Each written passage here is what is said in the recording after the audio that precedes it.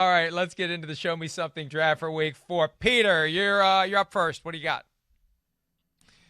Hey, listen, Carson Wentz has to show me something. You know, the Philadelphia Eagles are already going down the yellow brick road of torture, and they're already really fortunate that they're not letting fans in their own stadium, because Carson Wentz would have gotten booed out of that stadium by this point.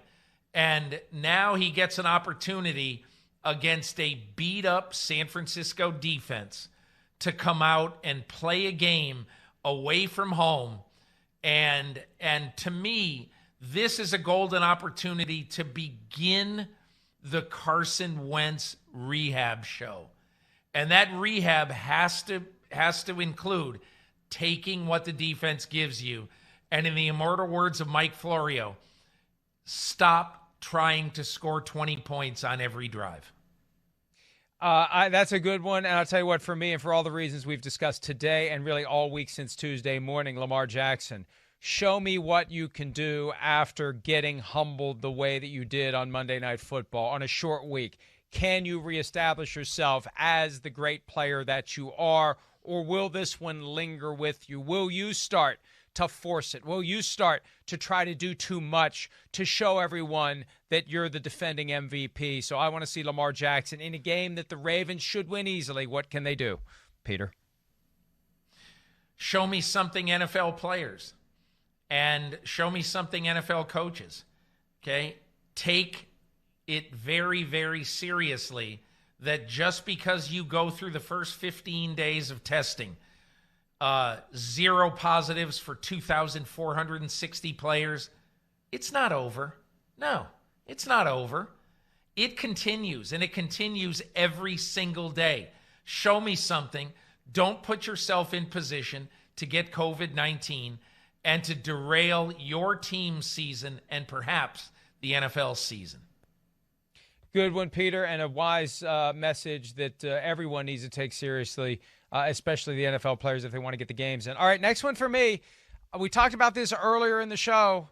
Seattle defense, show me something. Fitzmagic is in full effect. Turn him into Fitztragic. If you want to be a championship caliber team, you're not going to have Russell Wilson throwing 5 touchdown passes every single game and winning it for you every single game. At some point, you got to step up and you got to play. This is your chance. Go to Miami, shut down Ryan Fitzpatrick, and shut up the people who are saying, what happened to the Legion of Boom? Show me something, Kyler Murray. And the reason that I say that in a game that is maybe the least, it will draw the least attention this weekend, Arizona at Carolina. Okay, look, in the first 2 weeks of the season, we all said, oh my God, Cardinals, 6th seed in the playoffs. They mean it. They're good. They're impressive. Well, then they have a clunker at home against an 0-2 Detroit team. Okay, so now show me something, Kyler Murray. Show me that you are not going to be mortally wounded by a horrible home loss, and you can go on the road in a game that you should win.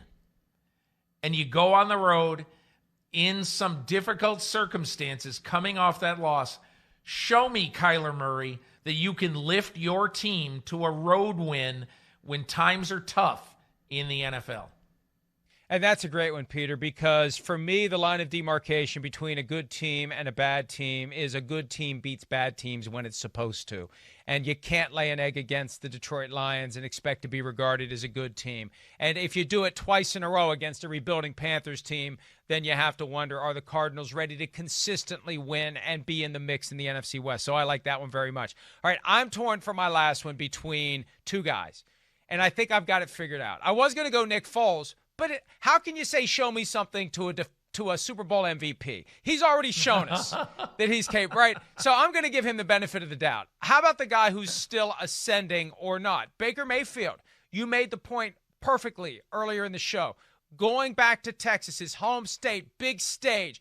If he stays with the Browns, he's only going to play there once every 8 years. This is your chance, Baker Mayfield, to show that you belong on the same field as Dak Prescott, to show that the Cleveland Browns aren't just a Jim Brown 3 yards in a cloud of dust team, that their quarterback can get it done. This is his chance. Either he does or he doesn't. And maybe that's why he was talking earlier this week about the possibility of a shootout, because maybe deep down, Peter, he wants one because he wants to prove to all of us that he belongs. Overtime, Mike, we each get an extra one in the extra period. I'll say, show me something, Cam Newton. Because really, I think everybody who loves the New England Patriots and a lot of people who hate the Patriots look at Cam Newton as, my God, what has the first month of the NFL season proven? That he's really, really better than we thought he was going to be. Now he's got to be better against the best team in football on the road. That is a show-me game for Cam Newton, and I want to see it. Yeah, that's a great point. And I'm going to stay in that same general Baker Mayfield territory. There have been a lot of comparisons between Mayfield and Gardner Minshew.